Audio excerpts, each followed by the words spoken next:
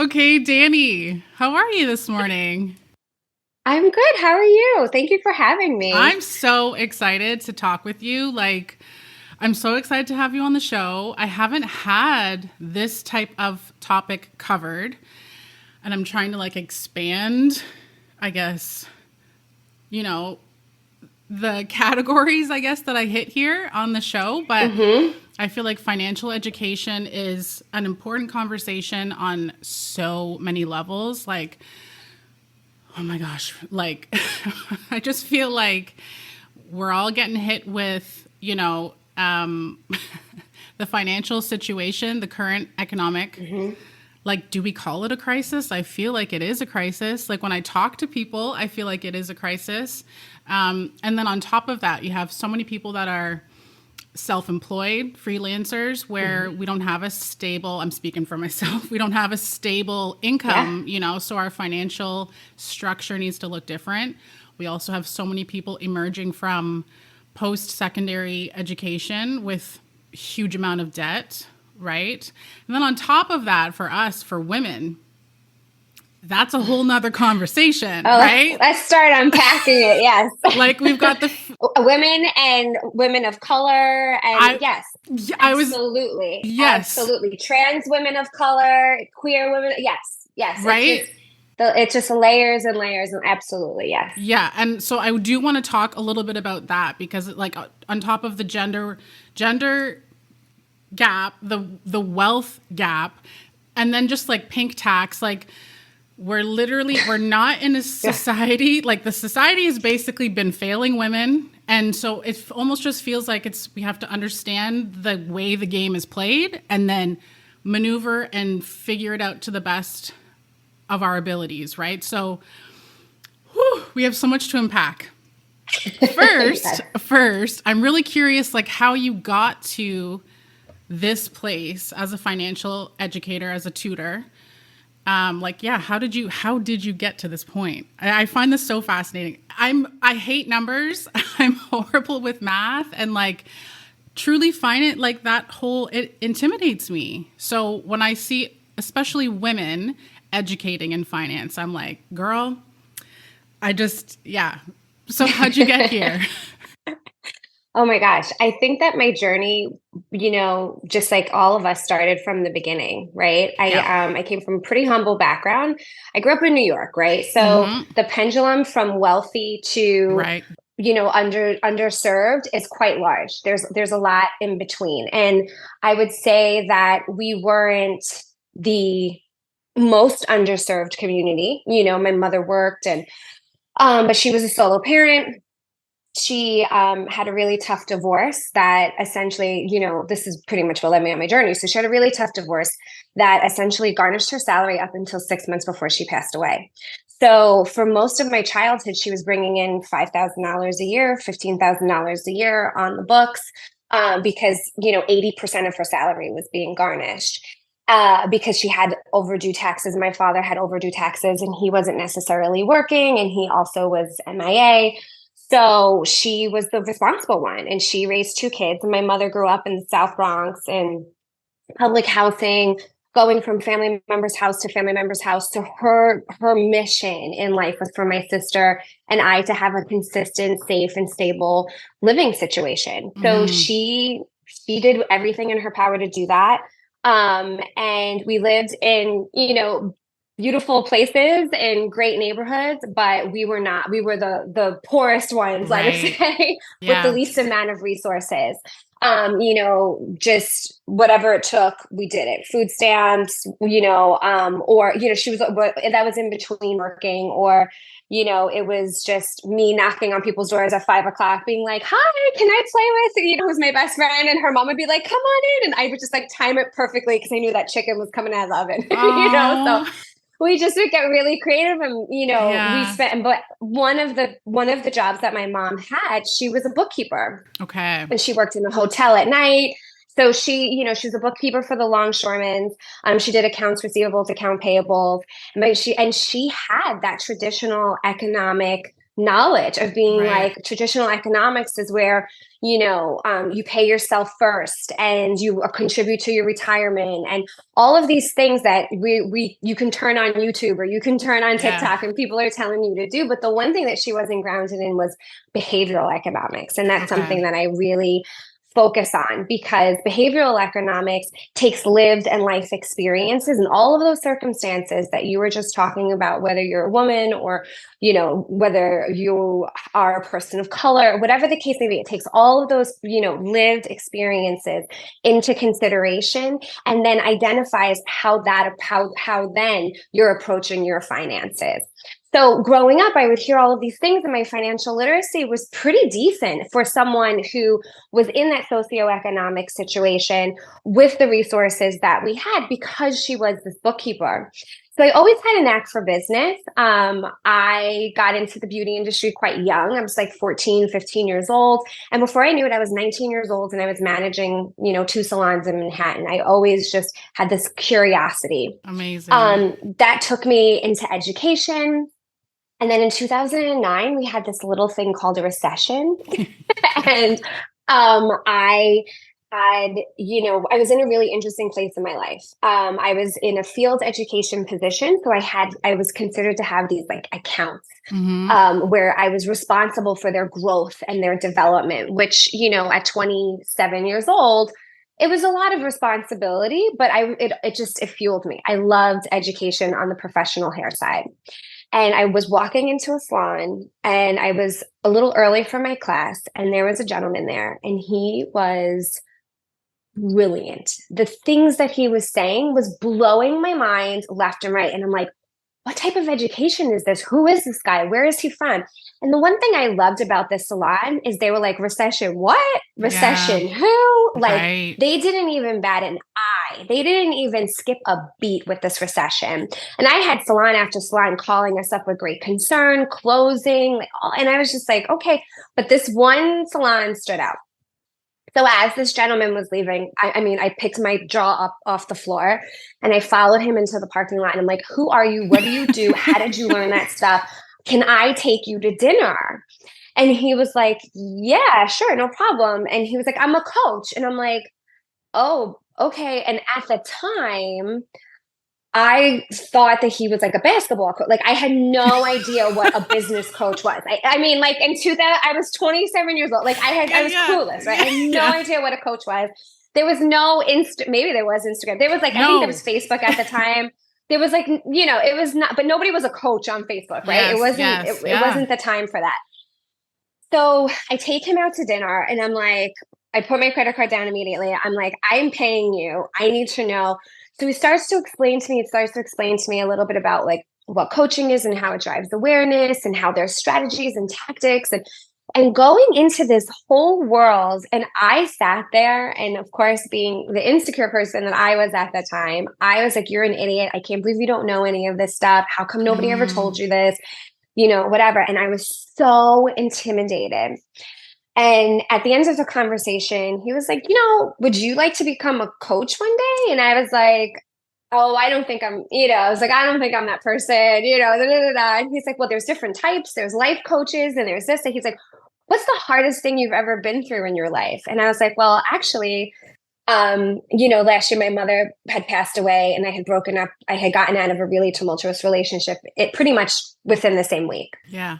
And he's like, yeah, he's like, that sounds pretty terrible. He's like, it sounds like you can do something like this. Like, he's like, you have to have lived life experience. And, so I was like, okay, signed up for this year course, didn't do any research, didn't Google, didn't do anything. I was just like, here you go. Here's all my money. I signed up for it. It was a year-long course. And that is basically what started me on this mindset that I had more power than being told or telling people what Yeah. to do, right? Either people telling me what to do or being told what to do. I realized that there was more to communication and power and action. And then,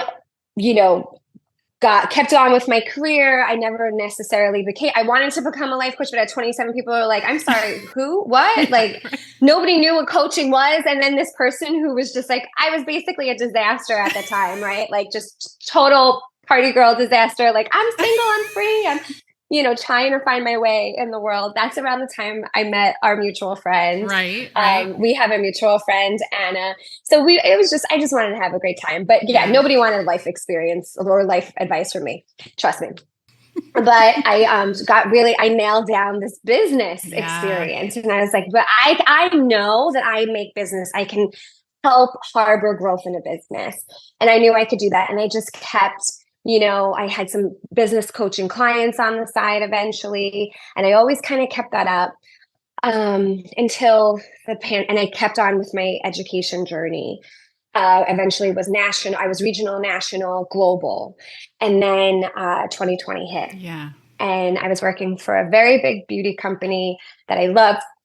I was there for 7 years, and I just got to this place where I was like, I can do more. I can do more for my people. I could do more for small businesses. I can do more. So I opened up a coaching and consulting company called Navide, and we had about 33 accounts. Two of them had to unfortunately close, but it was amazing. Like, we had great success with it. I had 33 accounts, and it was really focused in, raising productivity in creative spaces during COVID, when people were in total solitude, total lockdown. Yeah. And it was an amazing time. It was great. And during that time, I met someone. Her name was Anna Manukin. She was a past colleague of mine who now is my boss at Ulta Beauty. It's just like so full circle. Yeah. And she was doing these courses. And I was like, that is so interesting, because I always had an interest of financial literacy. I always, even when I was coaching or whatever the case, I would always take these little bits and pieces of knowledge, but I never knew that you can become certified in it. And I became certified in it. So it's been almost 4 years now. Amazing. And started my own course curriculum. And this year, we have some other really big, exciting things coming up too. Amazing. That's fantastic. Yeah, and thank you. And that's how Bookkeeper's Daughter started, because I'm the bookkeeper's daughter. Seriously, that is Dani, honestly. Like, and it just feels like there was like so much like drive behind, like focus and determination. Like I admire that so much. Like, again, especially with women, right? Like, yeah, it's tough in these fucking streets. You know what I mean? Oh, absolutely. And I think, if there's one thing that I have to lend to my mom, and my sister has this too. I have one sister. And if there's one thing I have to lend to my mom, is that, like, by any means necessary, like, you get in there, you get it done, gritty, scrappy, whatever it takes, you go and you get it done. And I think the one thing that she taught us was, like, you just have to have good intentions. Mm-hmm. You don't kick people while they're down. Yes. You do it for the greater good. You be kindness with yourself first before others, which is something that she struggled with, but it's definitely something that I learned. And I think that, my whole world could have been falling around a part of me, but I woke up every single day. I put my shoes on. I got dressed. I washed my face and did my hair and did my makeup, and I went to work. And I think that for most of my life, that was my saving grace. Yeah, totally. Okay. So what I also was just thinking about too, when you were talking, is I don't feel like, first of all, financial education wasn't mandatory. Maybe it's different now, but when I was in high school, it was not a mandatory part of the curriculum, which I think is fucking crazy, considering schools are literally structured by governments, right? So you would think that they would want the general public to have a lot more knowledge and information on financial literacy. Like, can you shed some light on that? Do you feel like, is there a way that can be changed, or? And it is. So the really positive thing is, I know at least in New York, the really positive thing is more and more, you'll see financial literacy, financial education popping up. Okay. Right? It's a beautiful thing. And good. I don't want to come on here for all the people who have put effort towards that. They're doing great jobs. There's big moves are happening. Big things are happening. The one thing that I want to say is, like, when we look at our schooling system and the structure of our schooling system, when you think about it, when it was developed, right? Kids, like, kindergarten didn't exist until the kids were 5. because there were so many juvenile illnesses that would just kill, that would take babies out, right? Like think about how old the system is, right? Yep. There wasn't penicillin, there wasn't amoxicillin. So they were like, well, what's the point of spending our resources on these really small children if if our juvenile illnesses are going to be taking out time? So that just gives you an inkling of how outdated our school system is, right? Yeah. And then we get to this place where our school system was really built to create workers. Yeah. Not healers. Right. Not entrepreneurs. Right. So this is what it is. And I'm not, are you a millennial? I don't want to. I'm a millennial. Yeah. Okay. Yeah. Me too. Yeah. Right. So like, think about the millennial generation. We were told that you have to have the highest level of education. Yeah. Right, which chipped away at your wealth immediately. Yeah. And now, so we have a whole generation of people that have the highest level of education. So they're really great workers, right? They'll come. Highly qualified. Yeah. They'll come, they'll be that workhorse, right? But they have the highest amount of debt. Yeah. And they hold the least amount of wealth. But when you think about a corporation, the workers are not the ones that hold the wealth. Right. They're the ones that hold the work. Right. The CEOs are the ones that hold the wealth, right? The people at the top are the ones that hold the wealth. The gap between a CEO and an entry-level employee can be hundreds of thousands of dollars, right? Look at the banking system. Look at Wells Fargo. There are people who cannot afford housing. Yeah. Like they afford, market value apartments, but yet they show up and go to work every single day. But they're living below poverty level. Yeah, because that's also a really good point to hit, because I forget I've been a renter for so long, and I don't live in North America. So the cost of living is a little bit more affordable here, but there's no fucking way yes, there's a way, there's a God and there's support, but it would be so tough for me to be able to find, I kept thinking when I was in New York, I kept being like, how the fuck is everyone affording to live here? Right? Like when everyone is accumulating all this debt or trying to work off all this debt,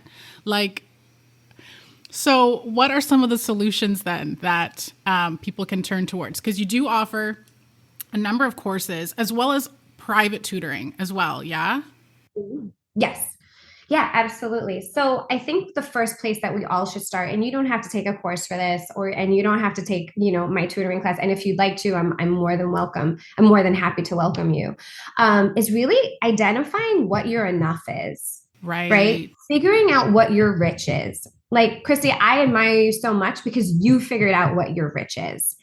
Right. Yeah, You're like, I want this quality of life by doing this type of work in this type of environment. Right. And the really hard thing when you grew up the way how we grew up, right? Like, just think about the music that we grew up with. Okay. Think about what was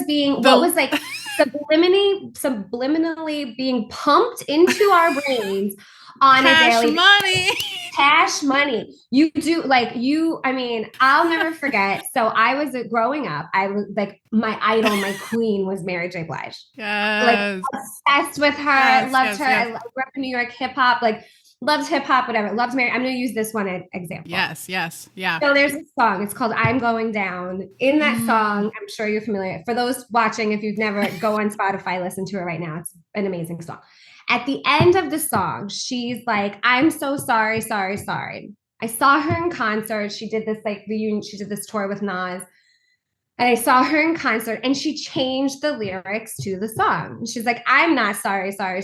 And she started singing live, saying that she wasn't sorry because it was about how she was devoted to this guy and she's going down without him not being around and so on and so forth. But in that moment, I was like, yes, our generation of millennials need to claim back their power. Yes. Whether it's their power in relationships, whether it's their power in the workforce, or whether it's their purchasing power, which is really important. We need to slow down and identify where we want our energy to go, because where focus goes, energy flows, right? So if you're sitting here and you're like, I have all these things being thrown at me, right?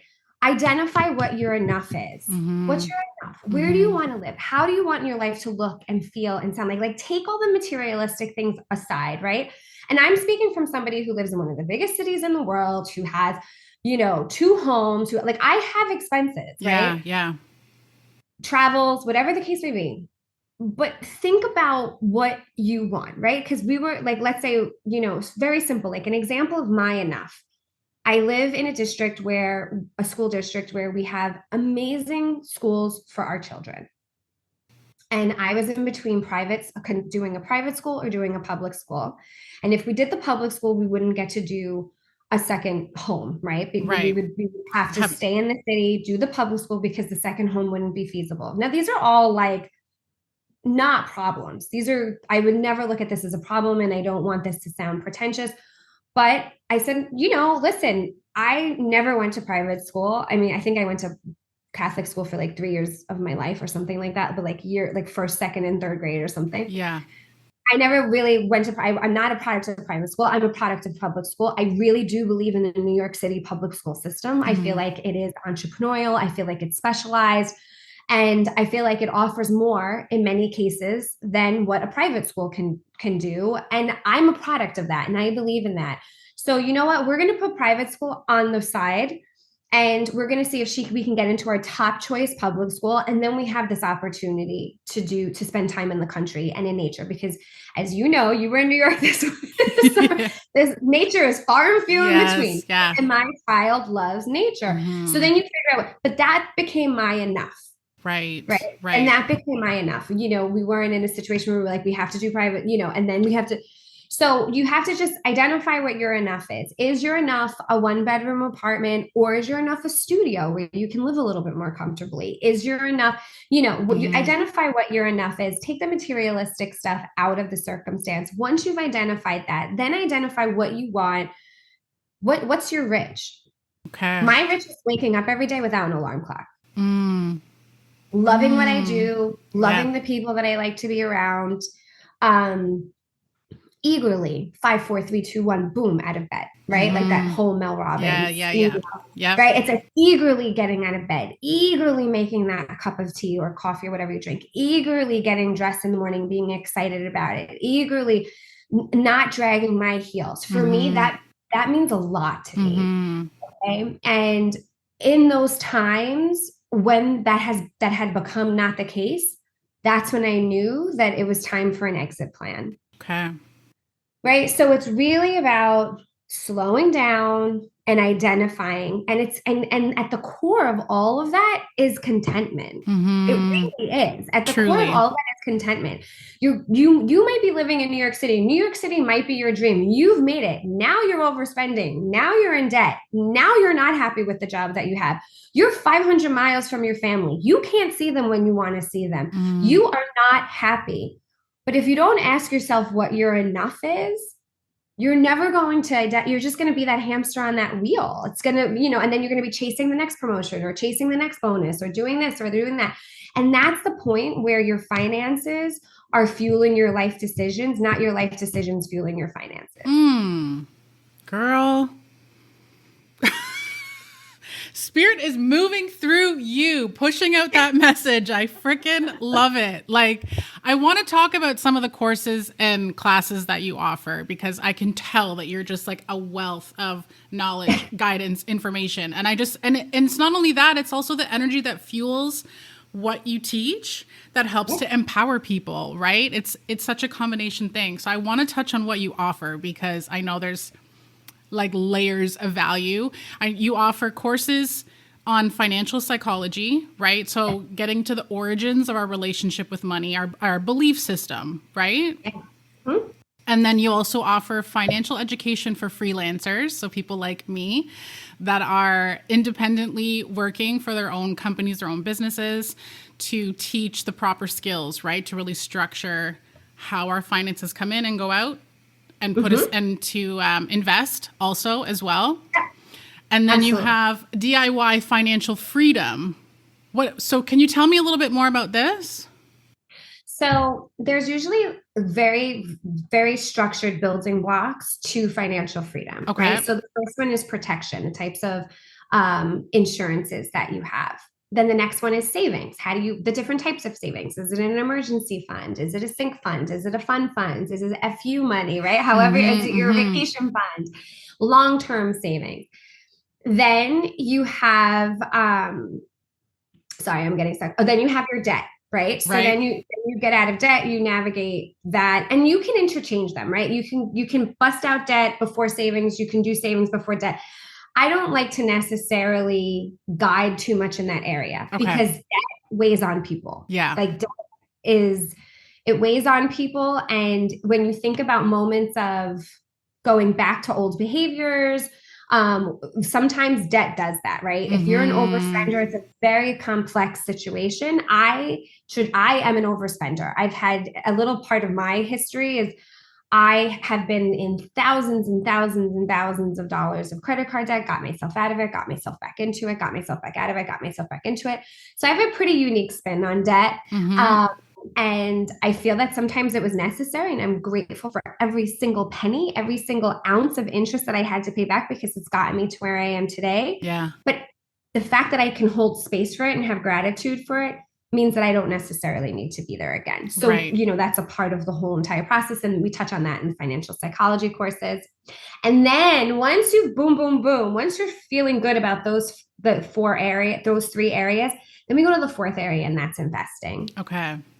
And the one thing that I want to say about DIY financial freedom and, even financial freedom for freelancers is we're sold this fictitious story. So I'm going to myth bust right here. Yes, we're sold this fictitious story that you grow up, you get a good job, and you have stability. And that's not the case. Yeah. Right. Yeah. You don't grow up. A job, nothing's going to give you stability but yourself. You can go into a corporation and you can contribute to your 401k. You can, but still overspend, not save, get yourself into debt, right? Your behaviors is what gives you stability. Right.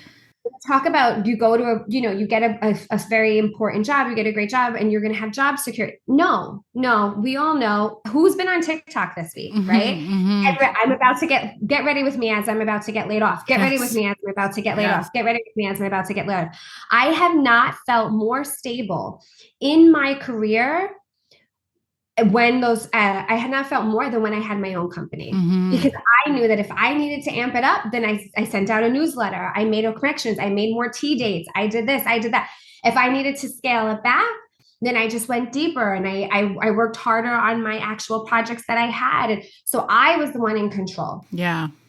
But when you're when you're in a corporation, you never know. You're at the liberty of somebody else's strategy, right? And you could be phase 42 of a 100 phase plan, and it's not personal, and your time there is appreciated. And as someone who, has had to be on both sides of it, let's say, as an employee or someone who has had direct reports, trust me, it's not the person who wants to do it. It's just, it's our economy, and it's unfortunate, and it's a situation. So we're told this story because the people who are telling this story to us was told this story by a generation where all of this was true. Yeah.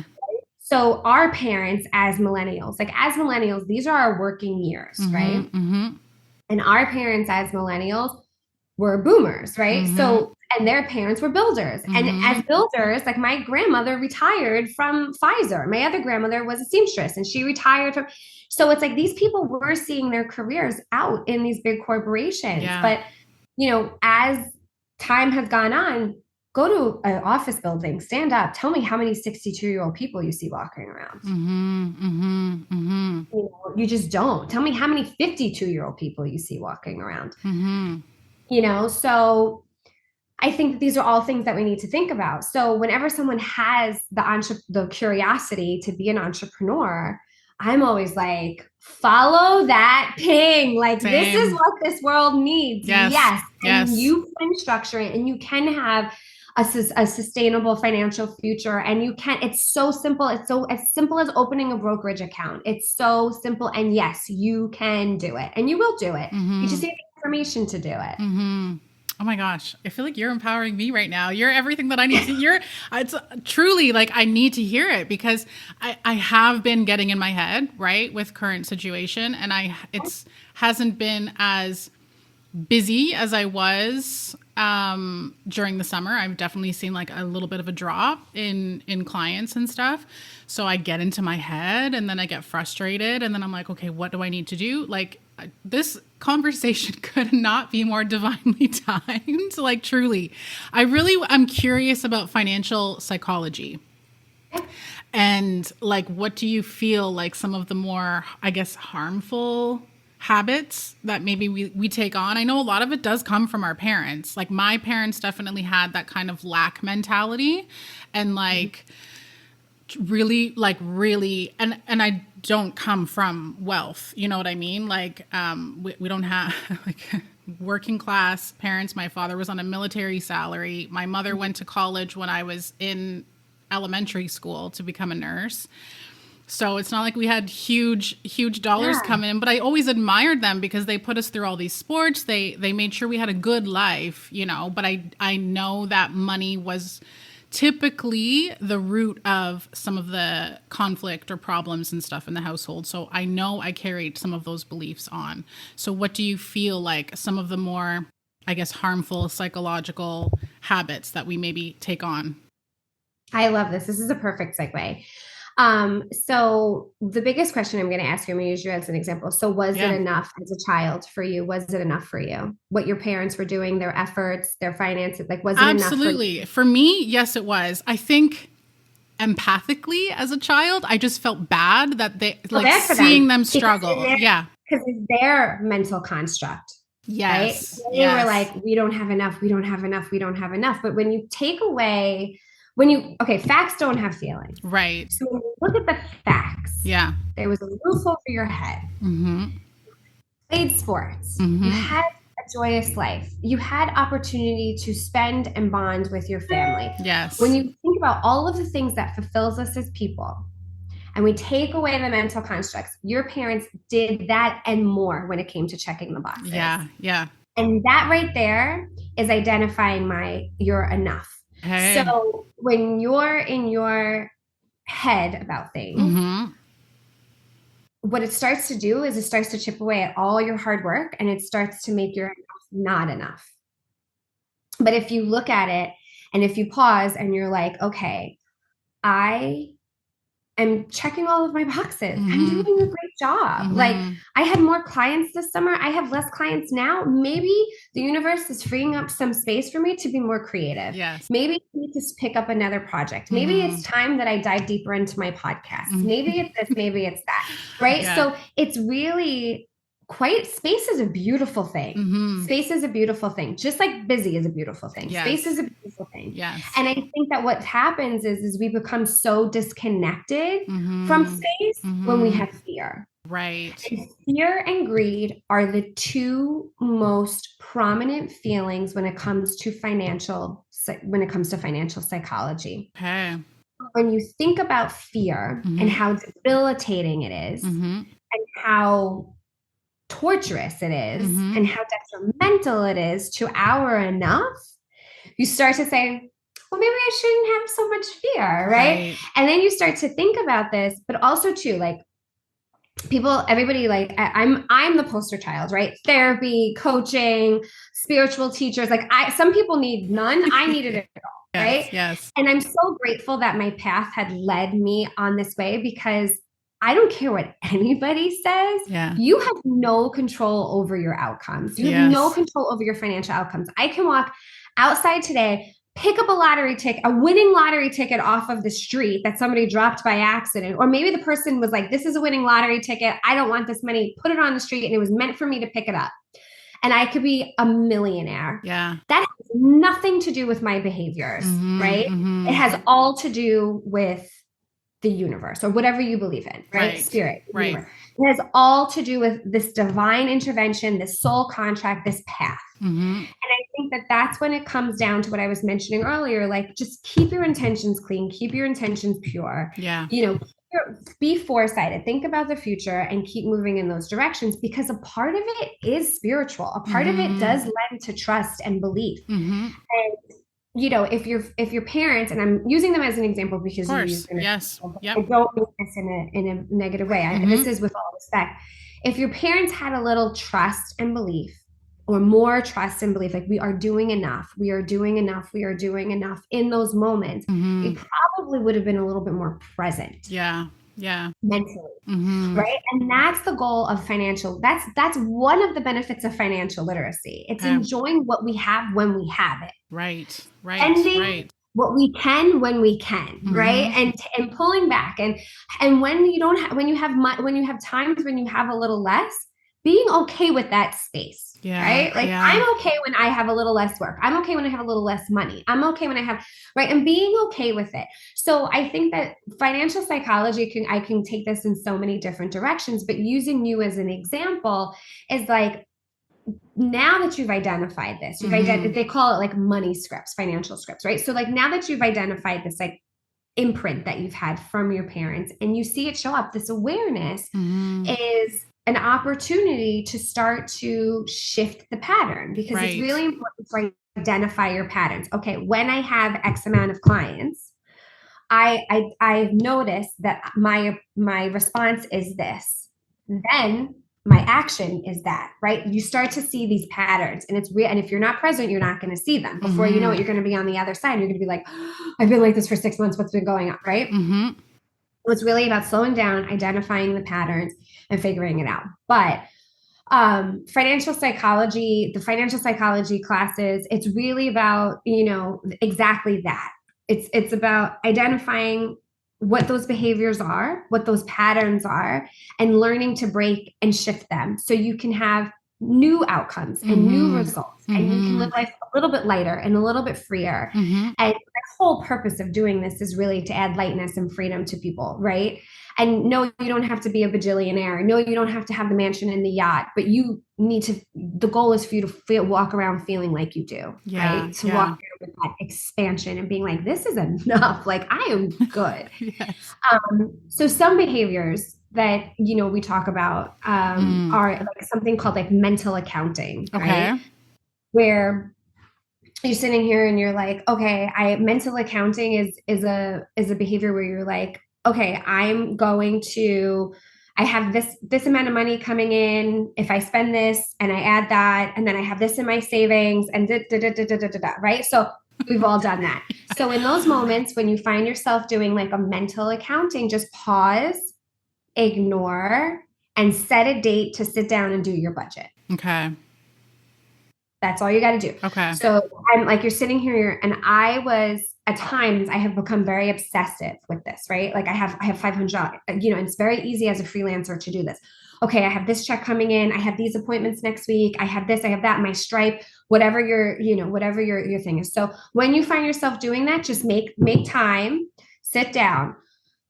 Spending plans are great for getting you grounded in your enough, right? So spending plans and again, identifying your enough. It's not, I've read it in a book. It's not something that's unique to me, but it's just a learning that I had.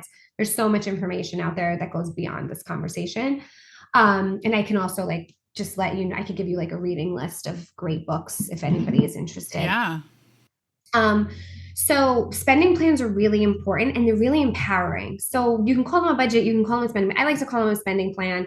I usually look at my spending plan in the beginning of the week, and then I spend time with it the day before I have money coming in. So if I have money coming in 5 times that week, then I spend 10 to 15 minutes on it and be like, okay, and I just touch it up, and then I keep going. So that's mental accounting, and that's one solution if you find yourself mental accounting. But the best thing to do is I'm not going to think about this right now. Okay. I've had people who've worn rubber bands and just snapped themselves. Like a little reminder. A little reminder. I've had people that just start counting to 10 backwards, 10, 9, 8, 7, 6, 5, 4, right? Anything to just get them out of their head. Have a word, right? Puppies, right? Have a word that just resets their brain, right? Right? So you just, whatever it takes, just reset your brain, just step away from it and get back to it when you're in a situation of power, when you have all the correct information in front of you. Okay. Another one is mental anchoring, right? So it's called anchoring. And anchoring is like, I'm going to use a engagement ring as an Okay. example. Yep. So traditionally people say that the person who's, purchasing the ring has to spend, do you know how many months of No, salary? I forget what it is, but I always think it's a little bit. Yeah, right. It's bananas. If Yes. my husband Could spent you 3 months salary on my, I would have could been you like, could you imagine? And then walking around like, dude, I know you like me, but Jesus, it's a little much. So, like, okay, Mr. Rockefeller, like, it's just not. It's just, I yeah. don't. I also, my wedding cost me $600. Like, I'm Yeah. also not, I spend Yes. money where I like to spend money, but I'm also like, I'm not going to go into debt before we even start our life. Yes. Yes. Oh, This is me, that's. right? But this means a lot to people. This means a lot to people. But that's my enough. I didn't have to spend a lot of money on a wedding. But for some people, they might be dreaming about this their whole entire life. Yeah. This might be the one day that all they want to do is walk down the aisle with their father or whatever the case may be, right? That might be their thing. And yes, then spend the money on that because that's going to fulfill you. That's going to be the best day of your life, right? There's nothing, no shame. And financial literacy is about spending money when you should. Yeah. Mental anchoring, back to that is, you need to spend 3 months salary on a wedding ring. Okay. So it's like saying a car, that car is not good enough unless if it's this make, this model and costs this much. Right. Right. Right. I'm purchasing a used car. I want to buy, a Tesla T3. I see that they have it on sale at Hertz Rental Car for $21,000, but I think that there's going to be something wrong with it if I spend $21,000 on it. So I'm going to spend the, $40,000 on it used by this dealer because I think that it's going to be in better shape or whatever the case is, right?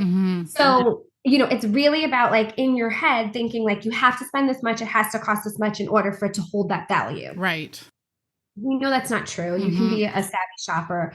Especially something like a car, which is a depreciating value, which is a depreciating asset, meaning that it appreciates in value. You want to be savvy, right? You want to, so those are just a couple of behaviors. Overspending is something that, we can get into too, but those are just a couple of behaviors that you want to identify and look out for.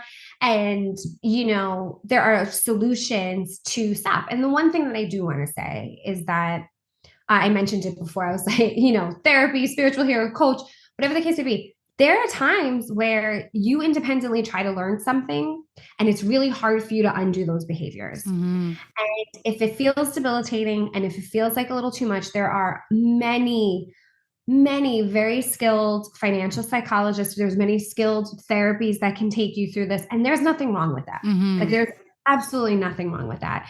And this is the first step to identifying if that's something that you need, right? If you get to this place and you're like, oh, I keep overspending or I keep going into debt and it's extreme, it's totally okay. You're not alone. It happens, and the worst thing you can do in those situations is isolate yourself and not get help. So, it's great to have this knowledge for a lot of reasons. If you have a financial advisor, it's great to be an educated consumer. If you have a fiduciary, it's very important to know what you're talking like and leaving it up to the expert when it comes to your finances is not always the best situation. But again, if you need to seek help, like there's so many resources for that as well, which is great. Yeah. Great to know.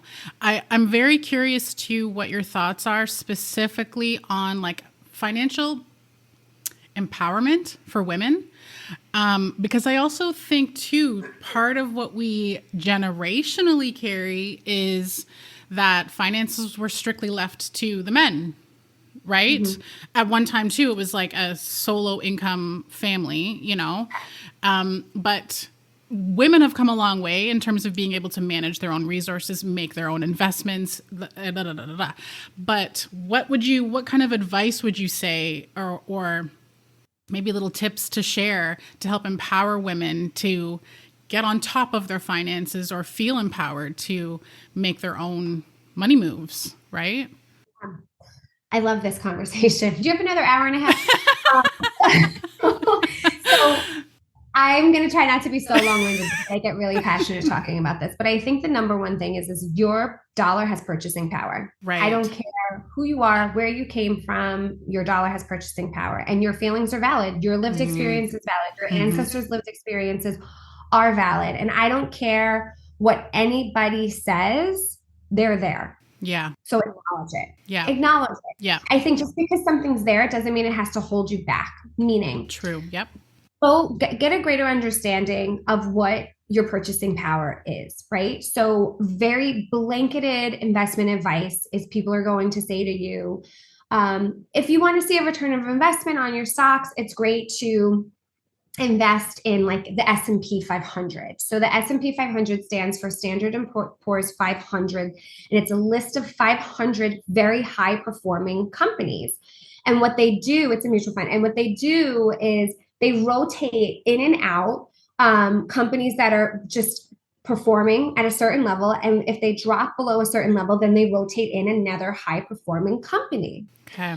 So the one thing I have to say about that is there are a lot, everybody's moral compass is different. And there are a lot of companies in the S&P 500 that aren't necessarily on par with many people's moral values. So let's say you're a woman and you are really impacted by mass shootings in America. I see where you're going here. Yep, I see where you're going. I don't think the S&P 500 is going to feel like a great investment to you. Yeah. How are you going to know how to ask those questions unless if you're financially educated, right? So if Big Pharma, let's say the opioid crisis, I mean, my family has been pummeled by it, right? Pummeled by opioids, and just, it's just devastating. And let's say Big Pharma is not your thing, right? And you have a moral struggle with Big Pharma. S&P 500 is not going to be your thing. Okay.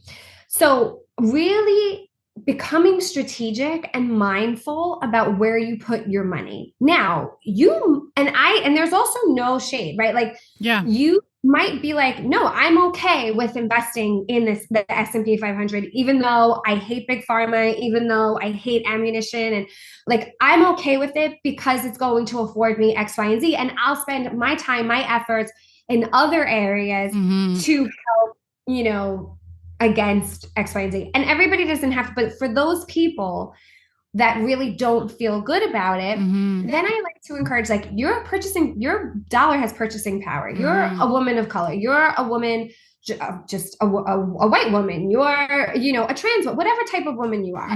Your dollar has purchasing power. It's almost as important as your voice. Yes. Right? Or your action. Yes. So maybe wind technology is your thing. Invest in wind technology. Maybe farming industry is your thing. Invest in the agriculture. There's so many different ways that we can put our money. And the beautiful thing about that is the more that we start to think about investing our money in this way, the more we start to level out the playing field. Right? Yes. Think about this. Like, if we start to make a movement here, then maybe our economy can look extremely different in 10 years from now, 15 years from now. Huge. Yeah. If everyone's like, oh, I don't want to invest in Apple. I don't believe in, their trade, how they treat their employees and whatever. Okay. Then don't invest in Apple. Invest in this. I don't love Amazon. Okay. Don't invest in Amazon. So I think that the more that we start to identify the power behind our dollar and the power behind our actions, the more our economy is going to benefit. Yeah. Unfortunately, the rich is not going to get richer. Yeah. But that's okay. I mean, I think that we'll start to see diversity in our economy. And the only way to do that is if we start to, on a smaller scale even, start to put our money in places that we believe in. Women, everyone is different, right? Everyone comes from different backgrounds. I hate to make a blanket statement that women were not engaged in a way to think independently about finances. But the truth of the matter is there are a lot of women who don't feel like they can be thinking, or maybe this is the first generation that they are. Yes. Yeah. And there's something called, you mentioned it earlier, the wage gap, right? Who gets paid the most and who gets paid the least, and so on and so forth. And And that's what corporations will tell you. Oh, well, you don't have this degree. Yes. You don't have this. They'll come up with, and I work for an amazing corporation right now, but everyone has their guidelines and there are pay gaps and stuff. And I love the company that I work with right now. I think a lot of these things that we're talking about, they actually are very much against. Yeah. Good. And yeah, I wouldn't be with a corporation if I wasn't aligned with them or their morals. But it happens, and it happens for whatever reason. But I'll never. And this was, again, I would say, like 10 years, like almost 10 years. Yeah. Very long time ago.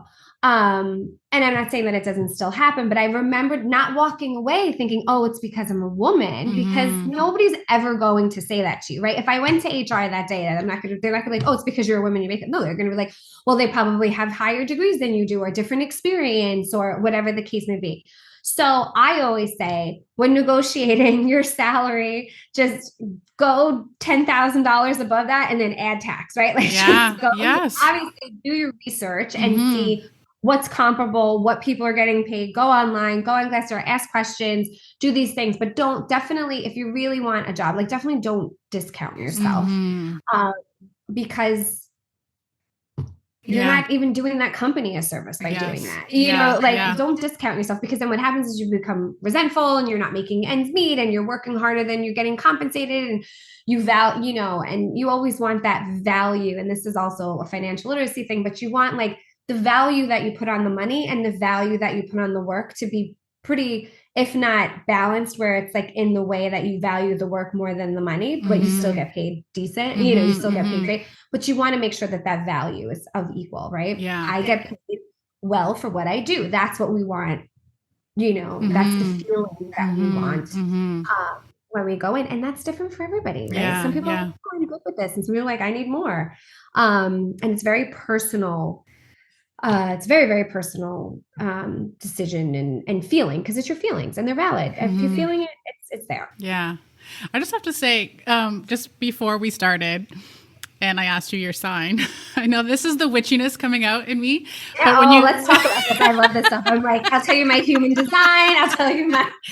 No, it's just I'm really seeing you. You said you're a Libra, and I'm really seeing that, and I love that. And again, I think that has a lot to do too with how that kind of impacts how we show up in our everyday life, but also in our, most importantly, in our what we do for work. And I just see how you're all about, like, equality and justice and making things fair and even, and like, it's a lot of this balance, but it's very empowering. So I just as you're talking, I'm like, I'll tell you what my rising is. Yeah, I'm very curious. I want you to, like, analyze me. So I'm Capricorn rising. Okay, that makes so much fucking sense. Like, you don't even have to say anything. What's your moon? And a Cancer moon. Cancer moon. Oh, like, what a beautiful combination, especially for what you do.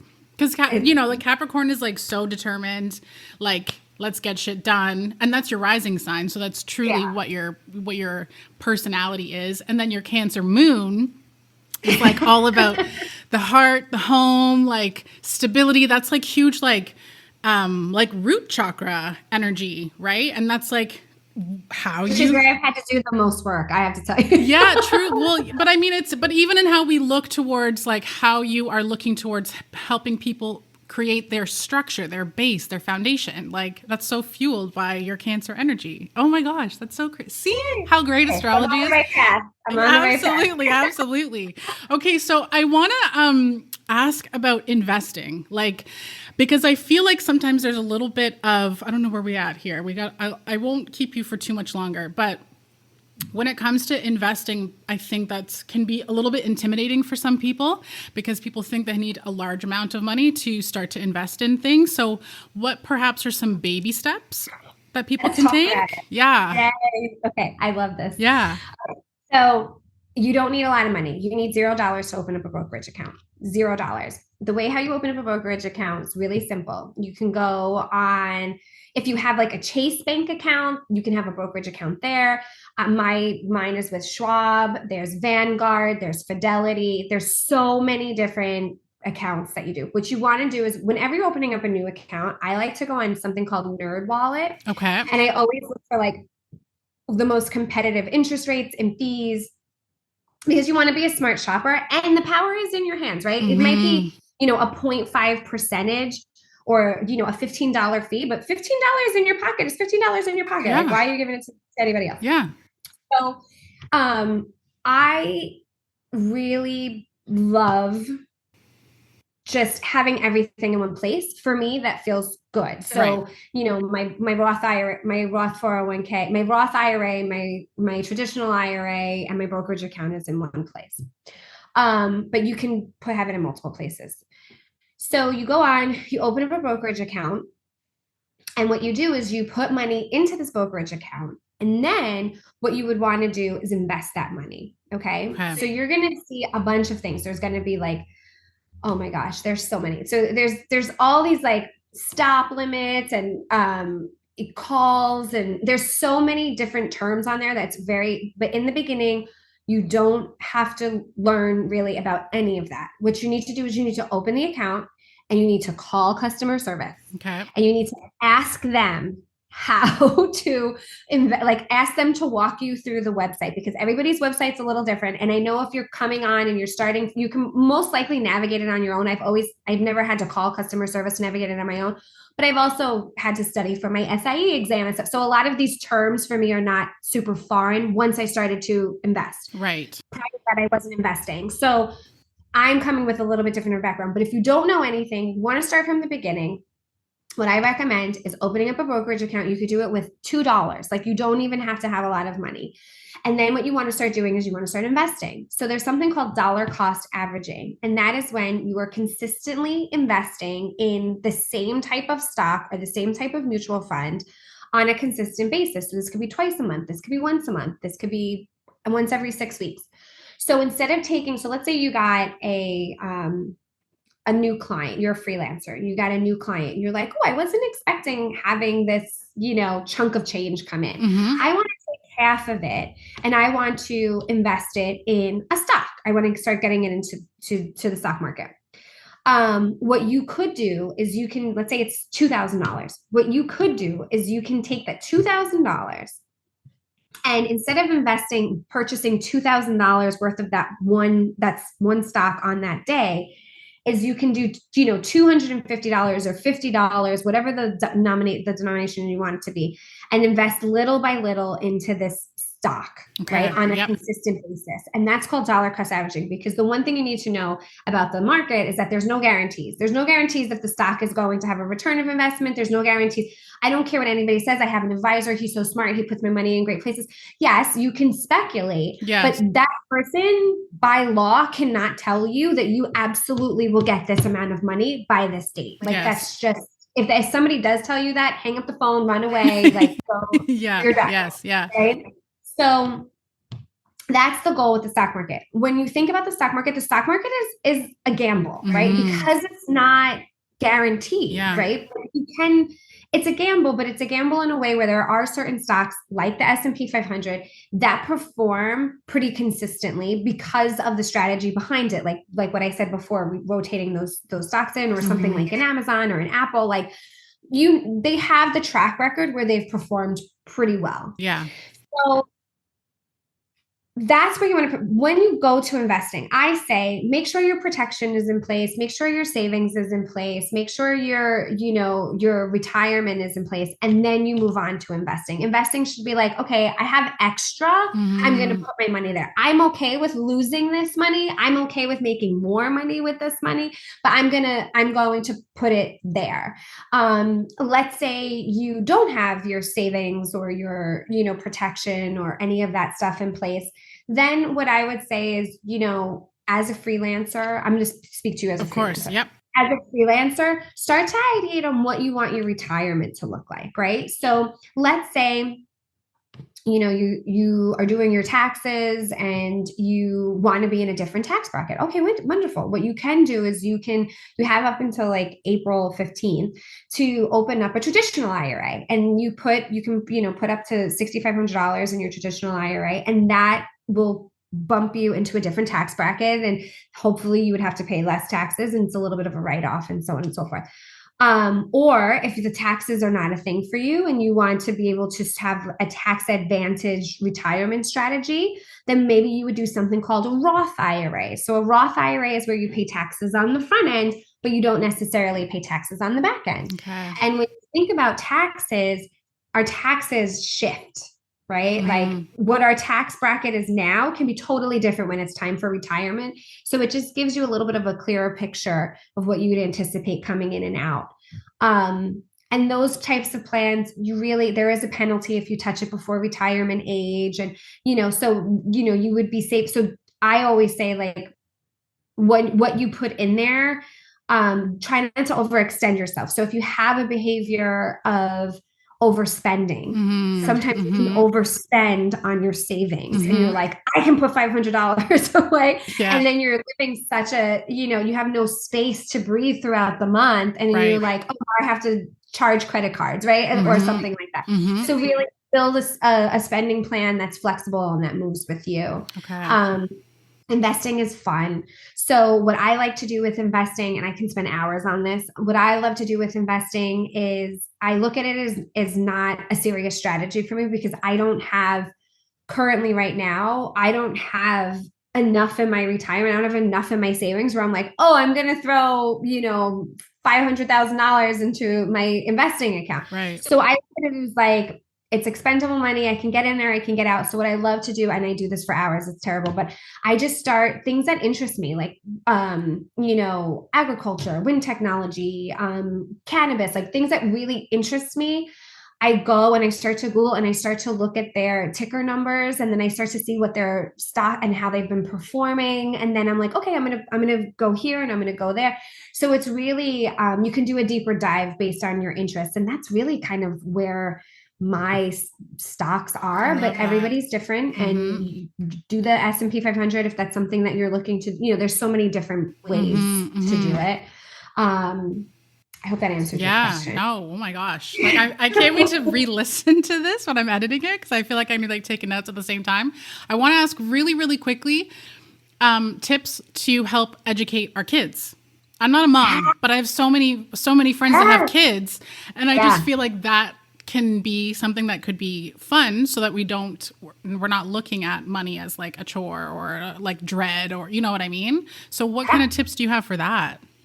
So the number one gift I always say to buy smaller children is a cash register. Okay, cute. Okay. Always have them a cash register. It's, a lot of times you can get it. They have them at Goodwill. You can get it for $2, $2 or $3. Or if you want to purchase a new one, Doug and Melissa makes really cute cash register. They make really cute money. And they also make sure the cash register has a credit card machine. Okay.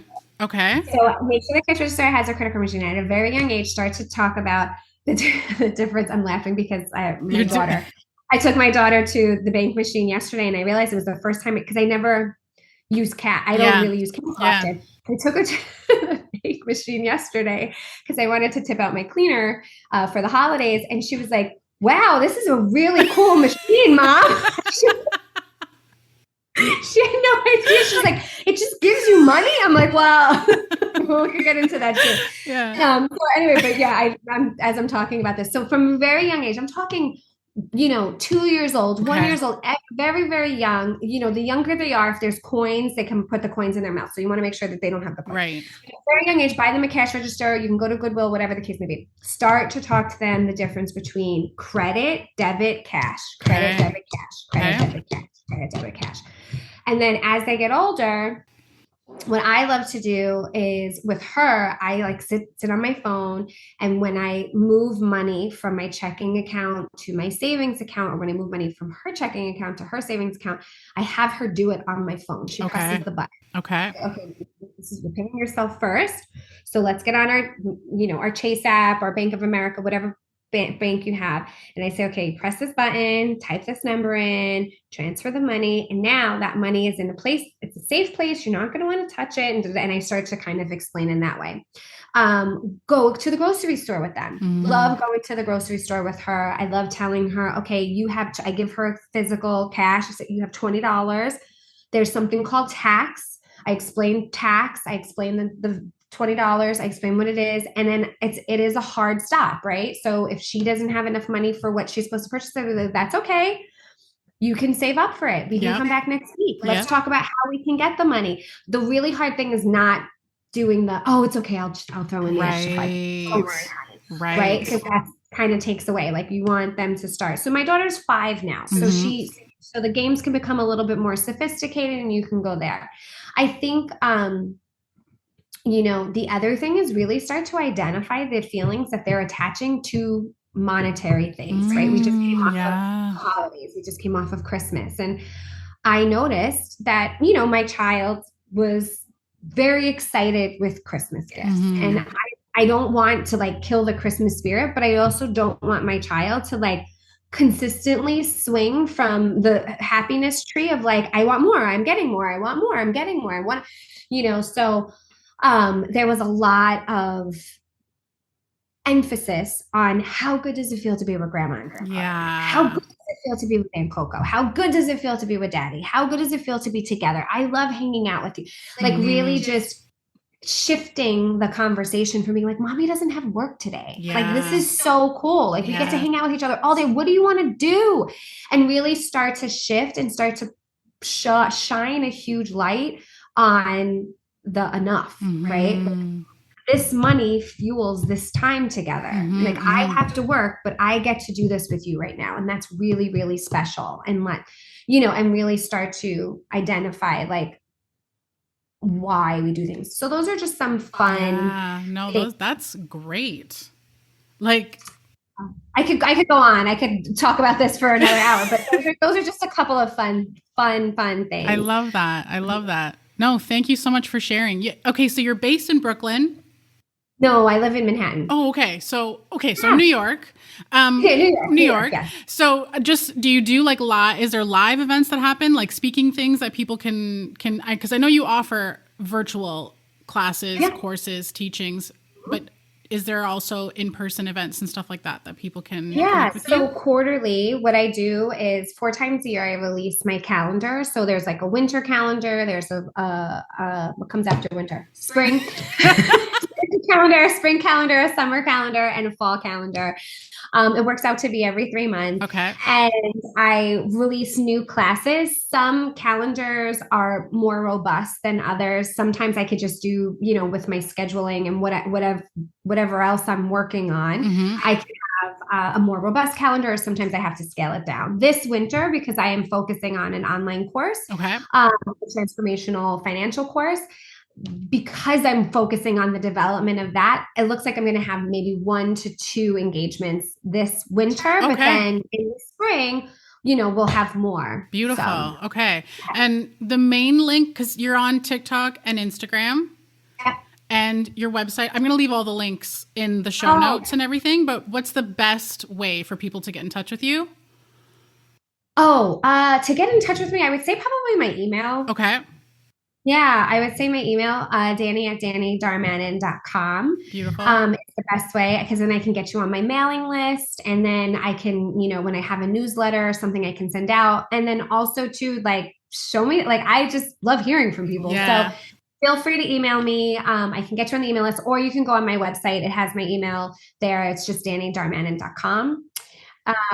And that would probably be the best way. Or you can come on TikTok, we can connect there, or we can connect on Instagram. I'm pretty much all over the place, to be honest. Like same. But yeah. I say if you want like direct conversation, if you have a really important question, if you want to come on the mailing list, if you want to find out about more classes and stuff, I would say email is the best way. Well, thank you so much for sitting with me today, Dani. Like this was so educational and very empowering, and just like such great knowledge to share with everybody. I'm very excited. Thank you so much. I'm so excited too. Thank you for having me, Yes. Krystie. And I keep going. Keep going. Keep needing more of this. Thank you.